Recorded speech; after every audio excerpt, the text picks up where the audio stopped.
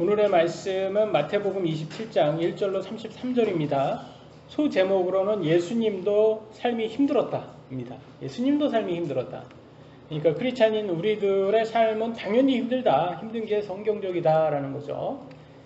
첫 번째 주제는 예수님이 빌라도에게 넘겨짐입니다. 잡혀가는 거죠. 27장 1절로 2절 마태복음. 아침이 되매 모든 수제사장들과 백성의 장로들이 예수님을 대적하여 죽이려고 의논한 뒤에 그분을 결박하여 끌고 가서 총독 본디오 빌라도에게 그분은 넘겨주니라 라고 나와 있어요. 이 당시에는 로마가 유대를 정복했기 때문에 속국이었어요. 로마의 속국. 그래서 사형 집행 권한이 없었다고 합니다. 그렇기 때문에 로마 총독 빌라도에게 지금 예수님을 사형 집행해 달라고 지금 넘겨주는 거죠. 보통 때는 그냥 다른 구절 보면 제자들 같은 경우는 막 이게 돌로 쳐가지고 이렇게 죽이는 거 보면 참 이상해요. 이렇게 뭐 다른 데는 뭐 돌로도 쳐서도 이렇게 죽이고 뭐 그런 걸 보면 뭐 재판도 못 받고 이렇게 죽을 때도 있고 크리스찬들이 정말 많이 이렇게 이 당시에 특히 초대교회 때는 마치 북한 교회에 기독교 개신교 이런 순교자들처럼 많이 이렇게 순교를 했다고 합니다. 아마 유대 종교인들에게는 좋은 상황인 거죠. 왜냐하면 자신들은 손에 피를 묻힐 필요도 없이 예수님 그렇게 자기가 죽이고 싶었던 예수를 제거함으로써 자기들은 여전히 이 종교로 자기의 먹고 사는 그런 거를 잘하고 또 권력을 잘 이제 행사할 수 있는, 왜냐면 예수만 없어지면 자신들은 여전히 율법을 가지고 자신들이 해석해서 그 유대를 자기 마음대로 인간들을 그렇게 할 수가 있었던 거죠. 참 이런 것들을 보면서 저는 성경을 보면서 성경이 참 거울이구나 이런 생각이 많이 들어요. 왜냐면 인간에 대해서 너무 자세히 알려준다. 여러분 거울을 통해서 여러분 자신을 볼 수 있지 않습니까? 그래서 성경을 통해서 저는 인간에 대해서 좀 많이 보여주는 것 같아요. 그래서 인간은 우리는 어쩔 수 없구나. 하나님의 은혜가 없으면 아니면 하나님의 말씀이 없으면 우리는 여전히 약육강식으로 그냥 강자가 되고 누구나 강자가 돼서 다른 사람들을 이렇게 지배하고 자기 마음대로 이렇게 하려고 하는 그런 죄성을 가지고 있구나라는 생각이 듭니다. 그래서 우리는 모두 죄인이구나라는 것을 성경을 통해서만 우리가 깨달을 수가 있습니다.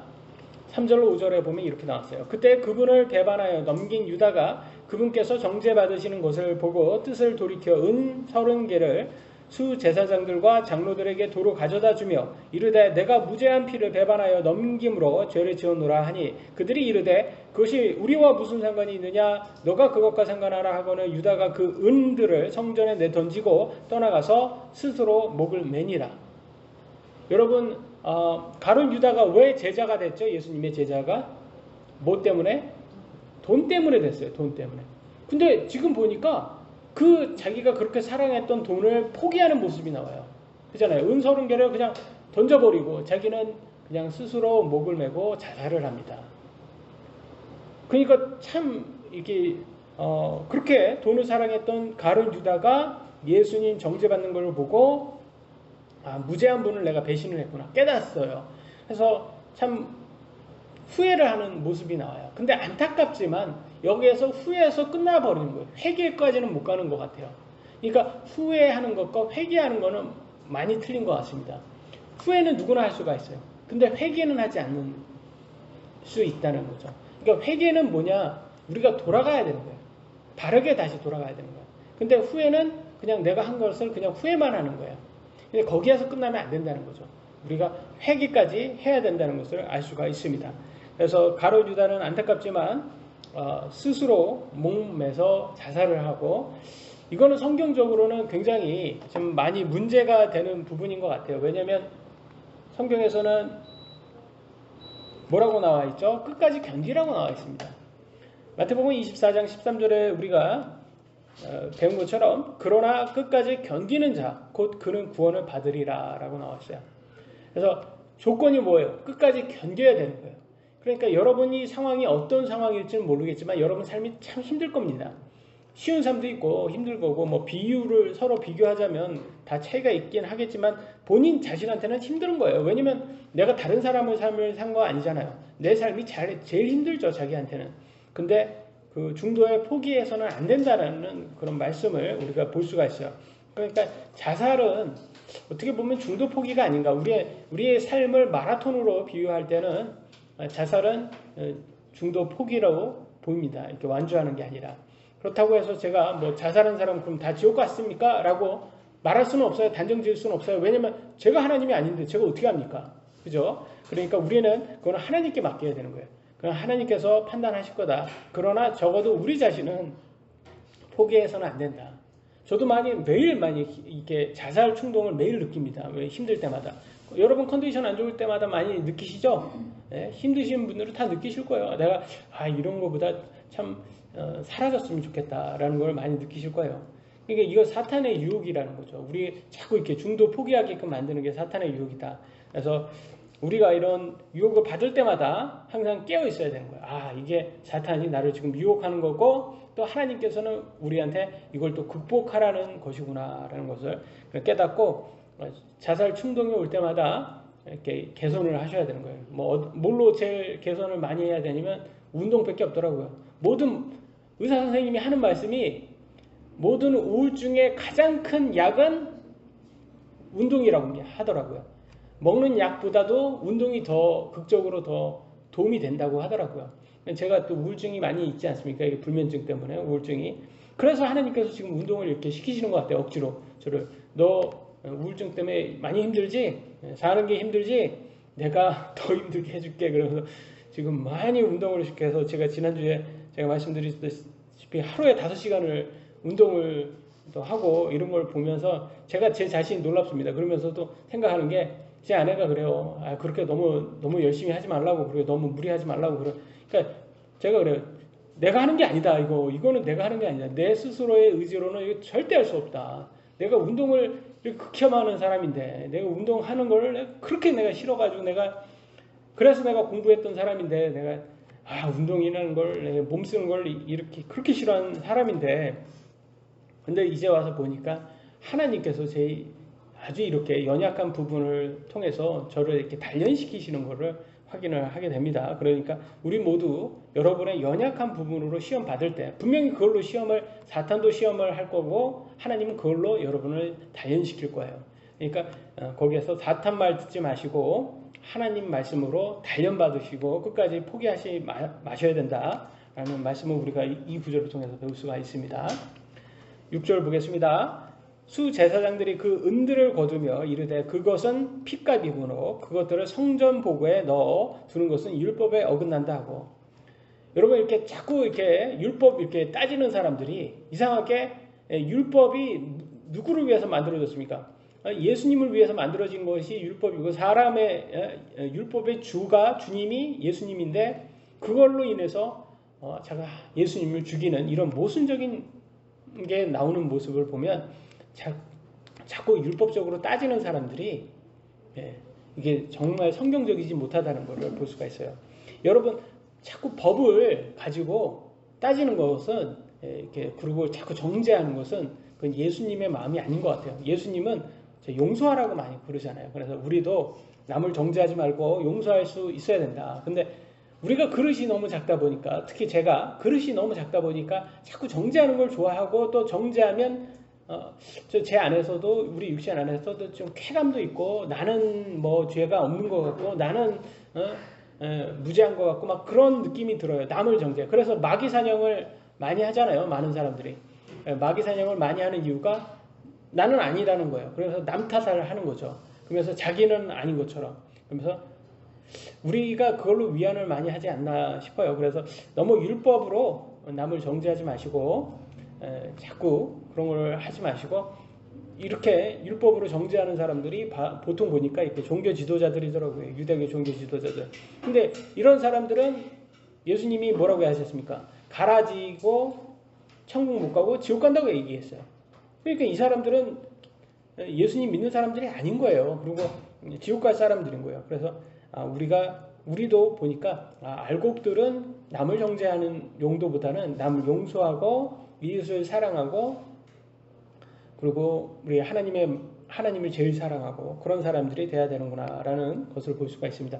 그래서 우리 모두가 다 위선자고 이기적이고 내로남불하는 게 있어요. 우리 모두가. 우리 육신 자체가 그렇기 때문에 그래요. 그렇기 때문에 우리는 우리 옛사람, 우리 육신을 믿지 마시고 우리 새사람, 우리 성령님을 통해서 우리에게 받은 새사람을 쫓아가야 되겠죠. 그래서 그거는 예수님의 말씀, 하나님의 말씀입니다. 7절, 8절에는 이렇게 나왔습니다. 의논한 뒤에 나그네들을 묻기 위해 그것들로 토기장의 밭을 샀더라. 그러므로 이날까지 그 밭을 피밭이라고 하느니라. 왜 나그네들을 묻기 위해라고 합니까? 이거는 우리 오늘날은 무연사라고 하죠. 아무 인연이나 연고가 없는 사람이 죽는 일, 무연사의 묘지로 사용했다라는 거예요. 그러니까 이거는 피값이기 때문에 다시 하나님의 용도로 이렇게 성전에 넣을 수 없으니까 그냥 그 토기장의 밭을 사가지고 그냥 그거 무연사 하는 사람들 묘지로 사용해 라는 용도로 사용을 했대요. 근데 이게 바로 예언에 나와 있다고 합니다. 언제 예수님 태어나기도 전 600년 전에 기록된 예언입니다. 그게 9절로 10절에 나옵니다. 이에 대언자 예레미야를 통하여 말씀하신 것이 성취되니라. 일러스되 그들이 갑을 매긴 자의 가격 곧 이스라엘 자손에 속한 자들이 갑을 매긴 자의 가격인 은 30개를 취하여 주께서 내게 정하신 바와 같이 그것들을 토기장의 밭의 값으로 주었도다 하였느니라 라고 이렇게 해서 600년 전에 예언이 그대로 성취되는 모습이 나와요. 그래서 제가 보기에는 성경에는 이렇게 자꾸 성취되었다 이런 말이 많이 나와요. 그 말은 뭐겠습니까? 하나님께서 거봐라 나 말고는 이 역사를 이렇게 움직일 수 있는 사람이 아니죠. 신은 없다. 내가 진정한 신이다. 내가 진정한 창조주다. 나 외에 이렇게 역사를 이렇게 예언하고 맞출 수 있는 그런 존재가 있냐? 라는 것을 자꾸 보여주는 거예요. 그래서 성취됐다라는 말은 뭐냐? 예언대로 맞아 떨어졌다라는 거예요. 우리가 한두 번 이렇게 마저 우연의 일치로 떨어질 수가 있잖아요. 우연의 일치처럼. 근데 이렇게 자주 이렇게 우연의 일치가 이렇게 자주 되면 그건 우연이라고 더 이상 할 수가 없는 거예요. 그러니까 사람들에게 하나님께서 보여주려고 하는 거예요. 야, 이 정도 우연이면 더 이상 우연이라고 하지 못하지 않냐? 라고 자꾸 보여주려고 이렇게 심지어 예수님 태어나기도 전 600년 전에 예언한 대로 그대로 정확하게 그것도 은 30개라고 정확하게 예언하고 그걸로 토기장의 밭을 사고 그 무연사 하는 사람들의 묘지로 사용하는 것을 볼 수 있습니다. 그래서 이게 토기장이하고는 아무 상관이 없어요. 토기장이가 갖고 있었던 그냥 밭이었던 거예요.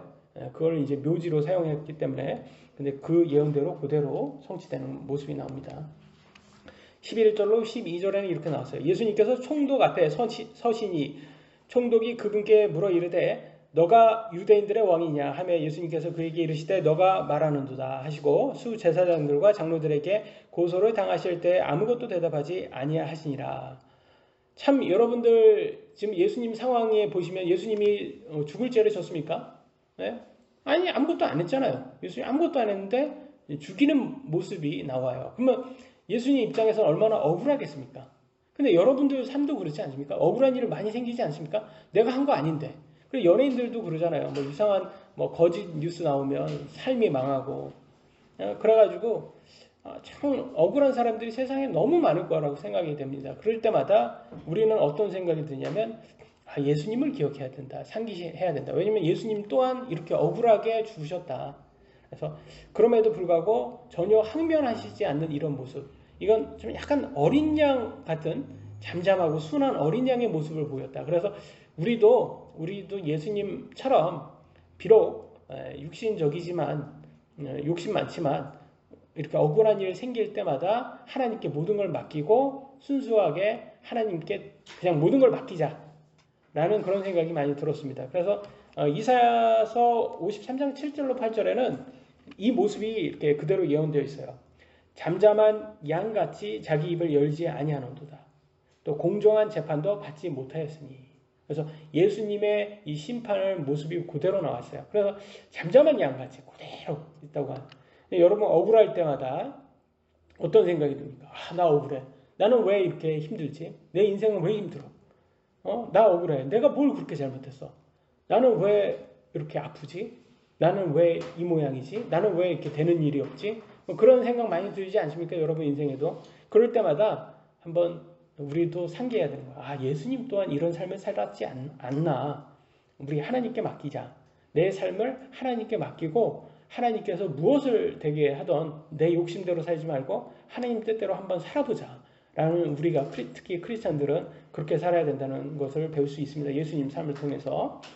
13절로 14절에 이렇게 나왔어요. 이에 빌라도가 그분께 이르되 그들이 너를 대적하려고 얼마나 많은 것을 증언하는지 너가 듣지 못하느냐 하되 그분께서 그에게 결코 한 말씀도 대답하지 아니하시니 이에 총독이 심히 이상히 여기더라. 왜냐하면 죄를 지은 것도 없는데 총독이 보기에도 이 예수라는 인물이 죄 지은 것도 없는데 지금 잘못하면 이게 사형까지 당할 수 있는 지금 상황이에요. 그러면 한마디라도 하고 자기 좀 항변을 해야 될 거 아닙니까? 나는 죄를 지은 게 없습니다. 이 사람들이 저를 그렇게 거짓 고소한 겁니다. 라고 얘기해야 되는데 그냥 가만히 죽으려고 하는 모습이 그러니까 이상한 거예요. 지금 굉장히. 그래서 여러분은 어때요? 여러분도 이런 상황이 되면 어떨까요? 우리는 억울한 상황이 되면 일단 가슴을 먼저 칩니다. 그죠? 답답하다고 가슴을 먼저 치고 이건 말도 안 됩니다. 하나님. 그러면 따지기 시작해요. 하나님 왜 저한테 이런 시련을 주십니까? 제가 뭘 그렇게 잘못했다고. 저는 매일 이런 기도를 해요. 그래서 어떨 때는 욥이 됐다가 어떨 때는 요나가 됐다가 어떤 때는 예레미야가 됐다가 차라리 태어나지 말았어야 되는데 또 어떨 때는 엘리야가 됐다가 차라리 죽는 게 낫다고. 다 저는 이런 인물들이 다 그런 말을 했거든요. 차라리 태어나지 말았어야지 아니면 차라리 저를 죽여주세요. 뭐 이런 식으로 얘기를 하거든요. 그런 거 보니까 저렇게 믿음 좋으신 분들도 다 저렇게 시련 당하니까 저런 말씀을 하시는구나. 나만 그러는 거 아니구나. 그래서 그런 거 보면 좀 약간 위로도 돼요. 어떨 때는 내가 삶이 힘든 게 나만 힘든 게 아니구나. 예수님 삶도 힘들었고 그런 이렇게 대언자들도 힘들었고 사도들도 힘들었고 그러고 보면 뭐 물론 믿음 좋으신 분들 중에서 뭐 크게 잘 돼서 사역하시는 분들도 있고 뭐 비즈니스 하시는 분들도 있지만 그분들도 뭐 하나님께서 그분들은 나름대로 시련을 주시겠죠. 우리가 알 수 없는. 그러나 우리는 그러면 예수님을 통해서 뭘 배워야 되겠냐 여기에서. 그러면 순한 어린 양처럼 조용히 하나님께 모든 걸 한번 맡겨보자. 그런 성숙한 사람이 되어야 되겠다라는 것을 배울 수가 있습니다. 그래서 참 우리는 어렵습니다. 자기 십자가 들고 가는 것도 힘들어 죽겠는데 예수님처럼 이렇게 죽으라고 하는 것도 힘들죠. 고통당하라는 것. 그럼에도 불구하고 조금 우리가 조금씩 성숙해 보면 우리도 언젠가는 뭐 예수님만큼은 안 되더라도 예수님이 원하는 그 성령의 열매를 낼 수 있는 항상 이렇게 내는 그런 좋은 간증이 갖지 않을까 싶습니다. 두 번째 주제입니다. 예수님이 바라바 대신 죽음에 넘겨짐. 바라바는 이게 강도고 살인자입니다. 아니 강도는 아니고 살인자입니다. 폭동을 일으킨 살인자예요. 근데 폭동을 일으킨 살인자 대신 죽는 거예요. 사실 바라바가 죽어야 되는 상황인데 그 유대교 종교 지도자들이 그냥 사람들에게 심리를 이렇게 만들어 가지고 그래서 참 문제가 많은 게 오늘날도 이런 문제가 많습니다. 15절 보겠습니다. 이제 그 명절이 되면 백성이 원하는 대로 총독이 죄수 하나를 그들에게 놓아주곤 하였는데 그러니까 오늘날 대한민국에도 있어요. 강복절 특사 많이 들어보셨죠? 그거예요. 명절날 특별 사면해준다. 그래서 한 명을 이렇게 해주는 그런 게 특사가 있었다고 하고 이때도 있었다는 것을 볼 수가 있어요. 16절 17절에 그때 그들에게 바라바라 하는 유명한 죄수가 있더라. 그러므로 그들이 함께 모였을 때 빌라도가 그들에게 이르되 내가 누구를 너희에게 놓아주기를 원하느냐 바라바냐 그리스도라 하는 예수냐 하니 사실 폭동 일으키고 살인자인 바라바가 사형을 하는 게 마땅하잖아요. 그런데 죄도 없는 예수를 이렇게 죽이려고 하는 게 지금 이상하니까 지금 자꾸 빌라도가 유대교 종교 지도자들에게 자꾸 이렇게 다시 한번 확인을 하는 거예요. 근데 그 이유를 18절, 19절에 얘기해 주고 있습니다. 정확하게 성경에서. 18절 19절에 이는 그들이 시기로 인해 그물을 넘겨준 줄을 그가 알았기 때문이더라. 그러니까 왜 예수님을 죽이려고 했던 거예요? 시기 때문에 그런 거예요. 시기, 질투, 시기 질투. 그러니까 예수님은 가난한 사람, 죄인들 이런 사람들 용서하고 병도 고쳐주고 이런 사람들하고 막 밥도 먹고 막 그러니까 이게 유대교 종교 지도자들은 조선시대의 양반들하고 같아요. 자기네들은 지위가 높고 자기네들은 선생이라는 말 듣고 이렇게 양반이라는 귀족이라는 그렇게 듣고 그런데 사실 많은 무리들이 예수님을 더 따르는 거예요. 그러니까 이게 눈안에 가시가 된 거죠. 그래서 예수를 제거를 해야 되겠다. 이단으로 마녀 사냥을 한 거죠. 그래서 시기로 사실은 예수님을 죽인 거예요. 누가? 유대교 종교 지도자들이. 19절 그가 재판석에 앉았을 때 그의 아내가 그에게 사람을 보내어 이르되 당신은 그 의로운 사람과 조금 더 상관하지 마소서 이날 꿈에 내가 그 사람으로 인해 많은 일로 시달렸나이다 하더라. 심지어 꿈에도 나오는 것 같아요. 빌라도 아내의 꿈속에 환상을 통해서 예수님은 죄가 없다라는 것을 이렇게 봤던 것 같아요. 그러니까 빌라도 당시 남편한테 남편인 빌라도에게 예수라는 그 인물을 죽이는데 당신이 관여해서는 안 된다. 지금 문제가 있는 것 같다 지금 그런 상황이에요. 근데 수제사장들이 어떻게 해요? 사람들을 자꾸 선동을 해요. 선동을 해서 살인자인 바라바를 풀어주라고 하고 죄 없는 예수님을 죽이라고 합니다. 그 다음 구절에 보시면 20절 21절 그러나 수제사장들과 장로들이 무리를 설득하여 이 말은 뭐예요? 선동했다는 거예요.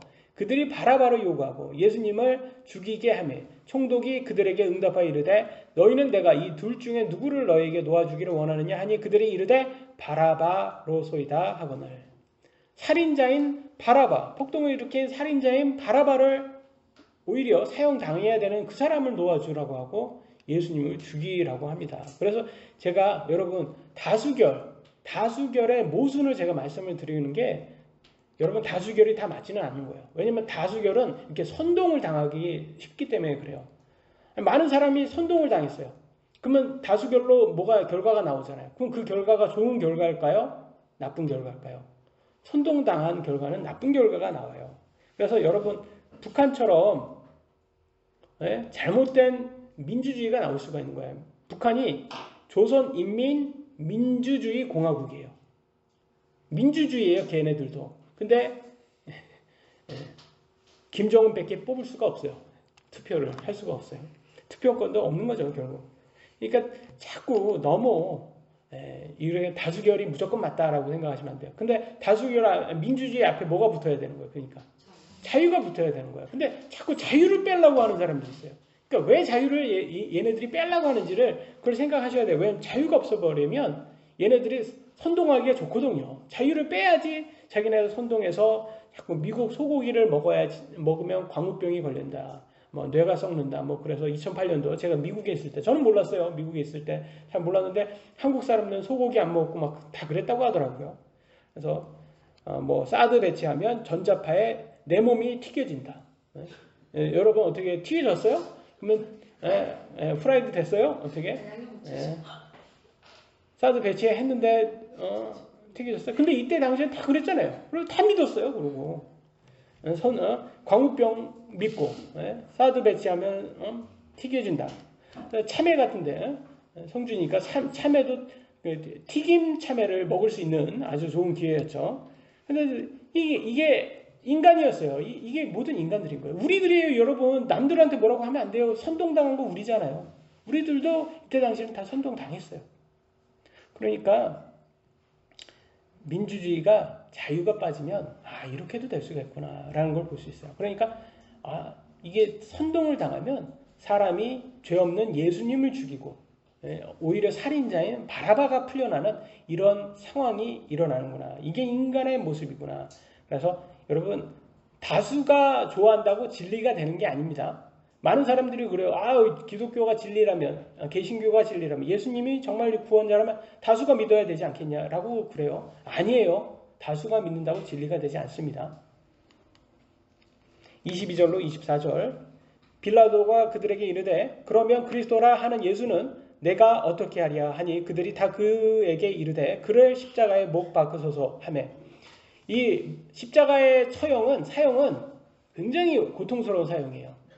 제가 매일 이렇게 턱걸이를 못해서 철봉에 매달리거든요. 1분씩 매달리는데 1분씩 매달려 5번씩 1분 쉬고 1분 매달리고 이제 턱걸이 하나 하는 게 이제 목표로 그렇게 하고 있습니다. 근데 매달릴 때마다 이게 쭉 이렇게 매달리니까 막 너무 몸무게는 많고 그러니까 이렇게 가슴부터 시작해서 다 찢어지는 것 같아요. 고통이. 그래서 그럴 때마다 예수님을 생각하면 야, 예수님 십자가에서 얼마나 고통스러웠을까? 그게 막 자꾸 생각이 나요. 그럴 때마다 야, 우리 예수님은 자기 죄도 아니고 우리 인간의 죄로 인해서 저렇게 신이신데 하나님이신데 이렇게 죽으시는 걸 보면 이게 하나님의 사랑이구나. 참 우리는 인간은 도저히 할 수 없는 사랑이구나 라는 것을 알 수가 있습니다. 그래서 십자가는 유대인들의 사용 방식이 아니고 로마의 사용 방식이었어요. 이때. 그리고 아주 공개 처형할 때만 이렇게 사용을 했다고 합니다. 그래서 참 아주 어떻게 보면 비참한 사형 제도였죠. 십자가에 못 박으소서 하매 23절 총독이 이르되 무슨 까닭이냐 그가 무슨 악한 일을 하였느냐 하거늘 그들이 더욱 소리를 지르며 이르되 그를 십자가에 못 박으소서 하더라. 24절 빌라도가 자기가 아무것도 이기지 못하고 도리어 폭동이 일어나려는 것을 보고 물을 가져다가 무리 앞에 손을 씻으며 이르되 나는 이 의로운 사람의 피에 대하여 무죄하니 너희가 그것과 상관하라 하매. 그래서 자기는 빠지는 거예요. 아, 내가 생각에는 도저히 이거는 아니다. 그래서 근데 정치인이잖아요. 빌라도는 로마 정치인이었어요. 총독이면서 로마 정치인이었기 때문에 폭동 일으키는 것은 자기의 정치 생명에 큰 타격을 받을 수 있기 때문에 폭동 일으키는 것보다 차라리 그냥 얘네들이 원하는 대로 해주는 걸 더 자기가 선호했겠죠. 그래서 이렇게 그들이 원하는 대로 바라바를 풀어주고 예수님을 사형시킵니다. 25절 26절 이에 온 백성이 응답하여 이르되 그의 피가 우리와 우리 자손에게 임하리이다 하니라. 이에 그가 바라바는 그들에게 놓아주고 예수님은 채찍질하고 십자가에 못 박게 넘겨주니라. 근데 여기서 보면 유대인들이 뭐라고 해요? 유대교 종교 지도자들이 그 책임을 우리와 우리 후손들에게 자손들 후손들에게 책임 물으라라고 말합니다. 웃긴 놈들인 거죠. 자기네들 책임이지 왜 그 후손들까지 자손들까지 이렇게 말을 할까요? 웃기잖아요. 지네들이 그렇게 죽여놓고서. 그러면서 예전에 선조들이 대언자들 죽이면서 우리가 선조였다면 우리는 대언자들 안 죽였을 텐데 그랬던 놈들이 예수님 하나님의 아들을 죽이는 그런 이런 모순적인 일이 일어나요. 그러고 보면 저는 그래서 자꾸 후손들 이렇게 들먹이는 거 이거는 좋아하지 않습니다. 자기 죄는 자기죠. 자기 책임이죠. 그 왜 후손들까지 얘기합니까? 그래서 신명기 24장 16절에도 나와 있습니다. 자녀들로 인하여 아버지들을 죽이지 말며 아버지들로 인하여 자녀들을 죽이지 말라. 각 사람은 자기 죄로 인하여 죽을 것이니라. 맞잖아요. 자기 죄는 자기가 책임지는 거야. 근데 여러분 그러면 왜 아담의 원죄가 여러분의 죄가 되었습니까? 라고 하실 거예요. 그러면 그 말은 뭐겠습니까? 아담의 원죄가 여러분의 죄가 된 거는 여러분이 아담이었으면 여러분이 이브였으면 여러분도 그렇게 했다라는 것을 그냥 이렇게 보여주는 거예요. 인간이라는 존재가 그렇다라는 거예요. 아담과 이브를 통해서 인간이라는 것을 보여주는 거지 그것은 아담의 원죄 때문에 여러분이 이제 내 죄도 아닌데 왜 나한테 이렇게 시냐 그렇게 보시면 안 되고 이거는 다른 겁니다. 그래서 저는 이런 거를 보면서 어떤 생각이 드냐면 오늘날에도 이게 자꾸 많이 이러는 게 특히 이게 좀 일본이 지금 우리 일본한테 광복된 지 79년이 되었더라고요. 근데 79년이 되었는데 아직도 노재팬을 선동하는 사람들이 있어요. 노재팬을 선동을 하는데 그래요. 선동하는 거 좋아요. 근데 왜 엔화가 싸지니까 왜 다 일본으로 여행을 가냔 말이에요. 그러니까 말과 행동이 너무 다르는 거예요. 얘네들이.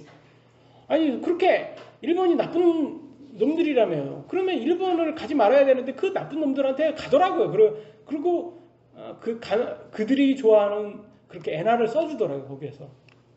그러니까 얘네들은 그냥 선동 당한 거지. 그러니까 불쌍한 사람들인 거예요.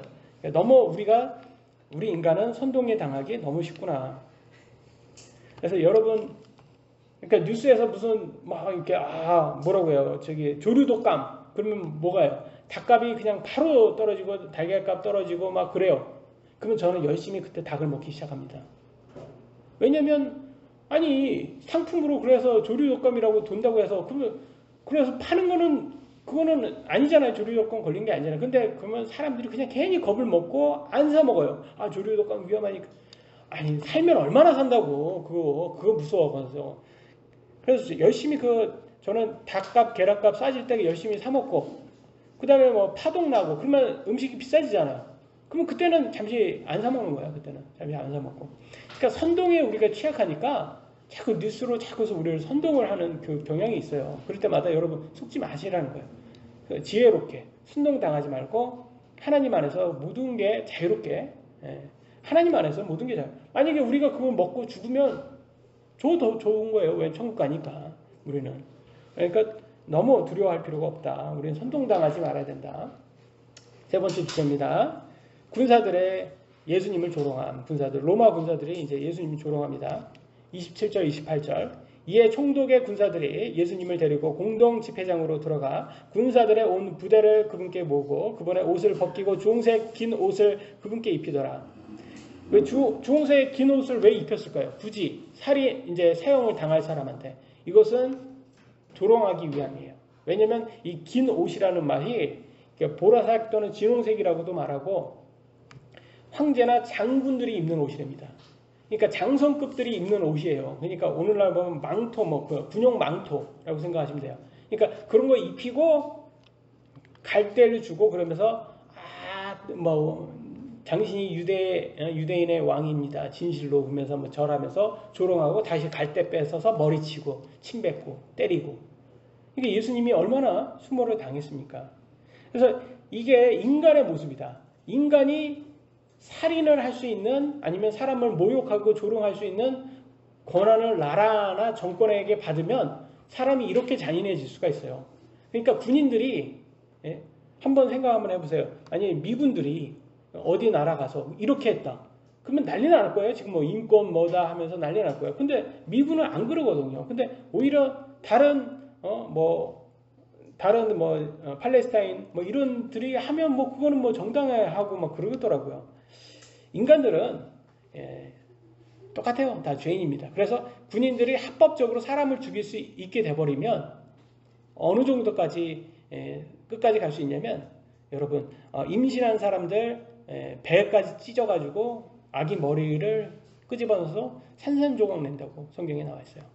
그래서 호세아서 13장 16절에는 어린 아기들을 산산조각 내며 아이를 뵌 그들의 여인들의 배를 갈라지리로다. 이게 누가 그런 거예요? 이게 바로 아시리아 사람들이 했던 거예요. 아시리아 사람들이 북이스라엘에 와서 그걸 정복할 때 이렇게 배를 자르고 임신한 사람들 배 자르고 아기까지도 죽이고 다 그렇게 죽였어요. 여러분.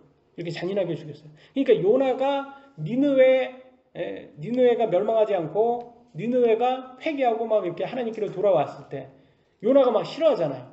왜 싫어했겠어요? 요나는 알았던 거예요. 대언자였기 때문에. 이렇게 니느웨가 회개해서 계속 있으면 결국 얘네들이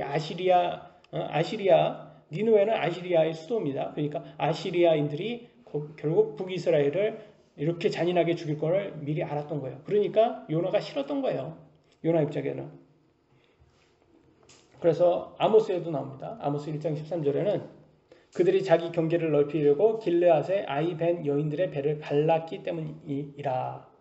그래서 이렇게 이렇게 암몬 같은 경우는 여인의 배를 갈라서 잔인한 이런 모습으로 결국 하나님께서 형벌을 한다고 나온 구절이에요. 그러니까 아시리아도 누구한테 형벌을 당했습니까? 바벨론에 의해서 정복당했어요. 잔인하게 그들도 멸망했어요.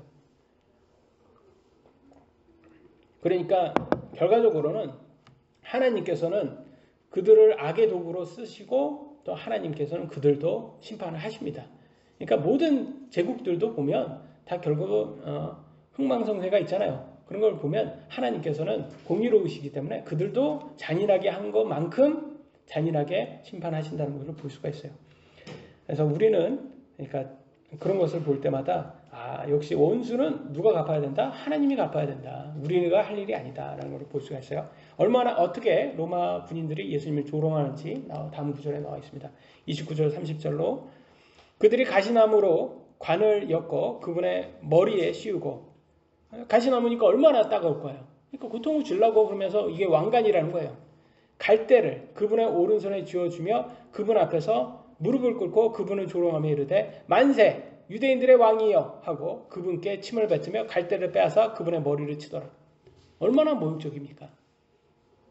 왕이라면서 이렇게 절하면서 그러면 갈대 뺏어서 머리 치면서, 무슨 초등학생도 아니고 좀 그런 모습이 있는데, 초등학생들 왕따 하는 애들 이렇게 하듯이 좀 그런 모습이 그대로 나오잖아요. 이 인간의 모습이에요. 원초적인 인간의 죄성이 그대로 나오는 거예요. 그래서 제가 보기에는 인간이라는 것은 이런 모습이구나, 이게 우리들의 모습이구나. 그래서 우리는 예수님 없이는 결과적으로는 여러분 지옥 갈 수밖에 없는 그런 죄성을 가졌구나라는 것을 다시 한번 볼 수 있어요.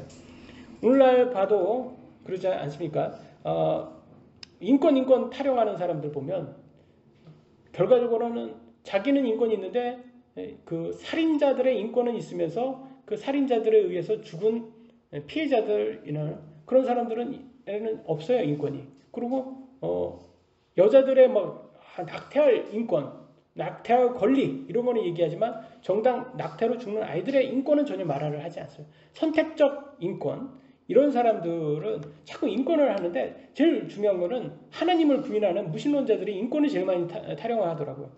인권이라는 그 자체가 인간보다 더 높은 존재가 준 것이 인권이잖아요. 인간보다 더 높은 존재가 없다라고 하면 누가 인권을 줄 수 있습니까? 인권이라는 자체를 어떤 인간이 모두가 동등하다면 누가 줄 수가 있냔 말이에요. 인권이라는 것을 줄 수가 없잖아요. 다 그보다 더 상부가 줄 수 있는 거지. 그러니까 사람보다 더 높은 존재가 있다. 그분이 신이다. 신이 우리 인간들에게 준 것이 인권이다라고 해야 믿어야지 이게 인권이 성립될 수 있는데, 무신론자들은 신은 거부하고 인권은 자꾸 하다 보니까 어떻게 돼요? 결과적으로는 약육강식으로 오직 강자에게는 인권이 있고 약자는 인권이 없어지는 그런 세상이 되어버리게 되는 거죠. 그래서 안타깝지만 그게 오늘날 현실입니다. 하나님은 없어졌어요. 하나님은 없고 자연이 신이 되고 우주가 신이 되고, 그래서 진화론, 빅뱅 이런 것이 신이 됐어요. 하나님 자리에 앉아서, 그래서 자연과학이 신이 돼서 인권 타령하고 있습니다. 31절 그들이 그분을 조롱한 뒤에 그분에게서 그 긴 옷을 벗기고 그분의 옷을 입혀 십자가에 못 박으려고 그분을 끌고 나가니라. 다시 이제 군용 망토를 이제 벗기고 다시 옷 입히고 이제는 십자가에 죽이려고 이제 데려가고 있습니다. 그런데 다른 구절 복음서를 보면 여기 채찍을 하는데 살점이 떨어져 나갔다고 그래요. 왜냐면 여러분 채찍을 그냥 채찍이 아니라 무슨 거기에 못이라든지 이런 거 달려 있어서 채찍질을 했다고 생각 한번 해보세요. 그럼 살점이 떨어져 나가는 거예요. 이런 고통을 당하셨어요. 그러니까 예수님의 죽음은 그냥 보통 사람의 죽음 이상으로 아주 최고의 인간이 겪을 수 있는 최고의 고통을 겪으면서 죽으셨다는 거죠. 근데 예수님은 괜찮았다는 거예요. 왜? 우리를 구원할 수 있기 때문에. 그래서 그 모욕이라든지 수치라든지 고통까지도 예수님께서는 끝까지 견디시는 모습이 나옵니다. 히브리서 12장 2절에는 이렇게 나와요. 그분께서는, 예수님이죠, 자기 앞에 놓인 기쁨으로, 어떤 기쁨? 우리들을 구원할 수 있는 기쁨. 얘네 십자가를 견디사. 십자가를 어떻게 견뎌요? 그때 얼마나 많은 고통이 있습니까? 그걸 견뎠대요. 그 수치를 멸시하시더니. 그러니까 거기에서 받은 수치 같은 것도 그런 거를 상관하지 않았대요. 그런 것도 괜찮다고 했다는 거예요. 그러니까 얼마나 대단하신 거예요. 그러니까 우리는 예수님 믿으면 만사형통, 성공, 건강, 병이 낫는 이런 것들을 원해요. 우리는 예수님이. 근데 정작 예수님의 삶을 보면 그런 것이 전혀 없어요. 그잖아요. 예수님의 삶을 보면. 그래서 예수님께서 기적적으로 그 살린 사람들, 성경에는 나와 있지 않지만 그 사람들이 그냥 계속 건강하고 해피엔딩으로 끝났을까요? 아니면 결과적으로는 나이 먹어서라도 죽었을까요? 다 죽잖아요. 결국 죽음 앞에서는 다 그들도 완벽한 병으로부터의 자유는 없었던 거예요. 그러니까 결국 육신은 어쩔 수 없이 죽을 수밖에 없어요. 그래서 예수님께서 그냥 잠깐 그들을 거기에서 그 고통에서 구원해 준 것보다도 더 큰 구원은 우리의 영의 구원인 거예요. 우리의 영의 구원이 가장 큰 구원이다. 육신은 어차피 7, 80년이면 끝납니다. 그러니까 우리는 영의 구원을 소망을 해야 되는 거죠. 그래서 예수님께서 십자가에서 부활의 몸을 가졌잖아요. 근데 그 말은 뭐겠습니까? 우리도 예수님을 믿는 우리 예수님 재림하시면 그 똑같은 부활의 몸을 받는다고 합니다. 그러니까 얼마나 큰 지금은 모르죠. 우리가 지금 아직 부활의 몸을 받지 않았기 때문에 우리는 모르죠. 근데 부활의 몸을 딱 받는 그 순간 감동이지 않겠습니까? 여러분 한번 생각 한번 해보세요. 지금 내가 이렇게 지금 고통스러울 때, 그러니까 더 고통스러워야지 더 감동도 큰 거예요, 여러분. 더 힘들어야지 감동도 더 큰 거예요. 그러니까 여러분 힘들 때마다 한번 생각하세요. 하나님이 나를 이렇게 사랑해서 이렇게 큰 고통을 주셨구나. 물론 인간적인 마음으로 말도 안 되죠. 그래서 제 딸이 그래요, 유진이가. 부모가 아이를 사랑하며 아이가 원하는 걸 줘야 되지 않냐고. 맞아요. 우리 인간적인 마음으로는. 저도 그렇게 생각을 합니다. 그러나 부모는 더 시야가 넓잖아요. 우리 아이한테 진짜 뭐가 더 유익한지 알잖아요. 그래서 지금 당장은 그게 힘든데 그게 너한테는 더 유익해 라면서 그게 지금 당장은 시련일 수 있지만 더 열심히 하라고 좀 줘요. 아니면 원하는 걸 덜 주고. 근데 그거는 부모만 볼 수 있는 시야인 거예요. 마찬가지로 하나님도 그럴 거예요. 우리는 지금 시야가 너무 짧아요. 그래서 이 땅 7, 80년밖에 못 봐요. 근데 하나님은 더 큰 영원한 세상의 시야를 갖고 계시기 때문에 그분께서 우리에게 그 시야 때문에 우리에게 지금은 좀 약간 고생스럽게 살게 하십니다. 그래서 십자가에서 가실 때 십자가를 지고 가기도 힘들었대요. 십자가가 어떤 분들은 신약자들만 한 60km? 그때 한 70km 정도 됐는데 그거 하나 옛날 사람은 그거 남자는 성인이면 그거 하나는 충분히 들고 갈 수 있을 만큼 되는데 예수님은 채찍질을 당하고 고문을 당했기 때문에 그거 하나를 지고 갈 힘도 없었던 상황인 거예요. 그러니까 다른 사람에게 로마 군인이 시킵니다. 들고 가라고. 32절 그들이 나아가다가 시몬이라는 이름의 구레네 사람을 만나 그에게 억지로 그분의 십자가를 지게 하고 예수님이 지고 못 가니까 안 되겠다. 이건 도저히 이거는 불가능하니까 그냥 지나가. 야, 너 일로 와. 네가 지고 가. 그러니까 이 구레네 시몬이라는 구레네 사람은 괜히 가가지고 그냥 예수님 공개 처형한다고 그거 구경 갔다가 개고생하고 오는 거예요. 근데 여기에서 그냥 개고생만 하고 끝났으면 이 사람한테는 유익함이 없었을 거예요. 근데 거기에서 본 거죠. 그런 걸 보면서 이분이 구원자시구나. 이분이 정말 주님이시구나. 그래서 예수님을 거기에서 깨달았던 것 같아요. 그래서 이 구레네 사람 시몬의 아들이 루포거든요. 그래서 그 사람과 시몬의 아내가 성경에 나와 있습니다. 그래서 믿는 사람이라고.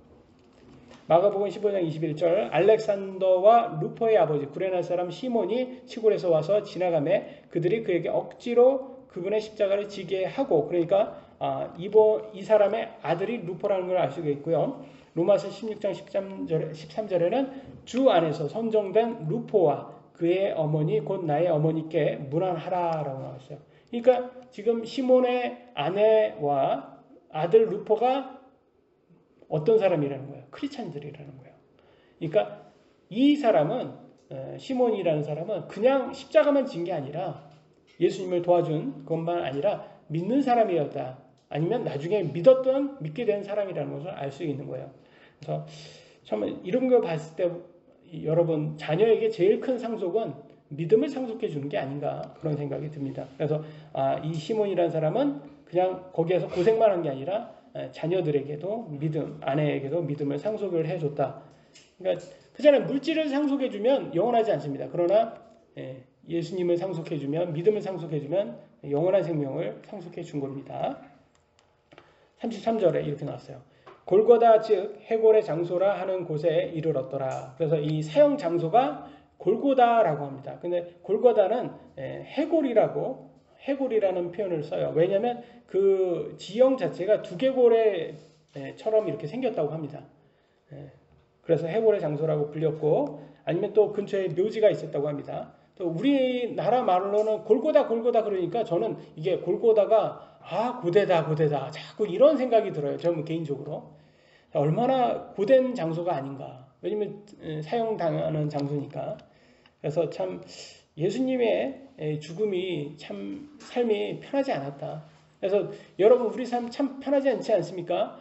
근데 예수님 삶을 한번 보세요. 그러면 우리는 양반인 거예요. 우리는 그래도 괜찮지 않습니까? 우리는 이거는 명함 내밀 수 없는 거예요. 우리는 그럼에도 불구하고 우리는 예수님 믿었기 때문에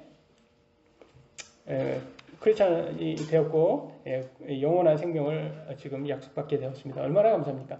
그런데 성경에는 분명히 말해주고 있어요. 크리스찬 삶은 쉽다, 어렵다? 어렵다라고 말해주고 있어요. 그걸 확정하는 구절이 있습니다. 고린도전서 15장 19절에 만일 우리가 이 세상 삶을 사는 동안에만 그리스도 안에서 소망을 갖는다면 모든 사람들 중에 우리가 가장 비참한 자니라. 이 말은 다좋게 해석하면 우리에게 부활이 없다면 우리 크리스찬으로 사는 게 제일 비참한 거다. 이 말이에요. 그 말은 뭐겠습니까? 이 땅에 사는 동안에는 우리 삶이 행복하다, 비참하다? 비참하다. 이렇게 말하고 있어요. 근데 오늘날 많은 사람들은 어때요? 예수님 믿으면 무조건 다 행복하다. 물론 주 안에서 행복하죠. 그러나 삶 자체는 고통스럽다는 거예요. 그래서 비참하고 고통스러운 거예요. 그럼에도 불구하고 우리는 끝까지 견딜 수 있다. 왜? 부활의 소망을 갖고 있기 때문에. 그래서 이 부활의 소망이 굉장히 큰 거예요. 우리에겐 큰 위안이 되는 거예요. 그래서 저는 자꾸 제 삶을 이렇게 통해서 이제 보는 거는 사탄은 자꾸 저한테 그래요. 죽으라. 자살하라. 자살하면 다 소용이 없고 다 없어진다. 이렇게 자꾸 속이려고 해요. 그럴 때마다 우리 하나님께서는 견뎌라. 예수님도 힘들었지 않았냐? 사도도 힘들었지 않았냐? 대언자들도 힘들지 않았냐? 그 누가 쉬운 삶을 살았냐? 좁은 문 아니냐? 좁은 길 아니냐? 근데 너는 왜 자꾸 쉬운 삶, 행위 없는 삶, 자꾸 넓은 길로 가려고 하냐? 자꾸 이러시는 것 같아요. 하나님께서 제 삶을 통해서. 우리 모두 견뎌야 됩니다. 여러분. 견디는 게 믿음이에요. 견디는 게. 그래서 여러분 정말 여러분 위태 하셔도 견디기만 하면 돼요. 견디기만. 왜냐면 예수님께서 알아서 구원해 주십니다. 예수님께서. 우리는 끝까지 견뎌서 성장하는 그런 크리스찬 되기를 예수님의 이름으로 기도합니다.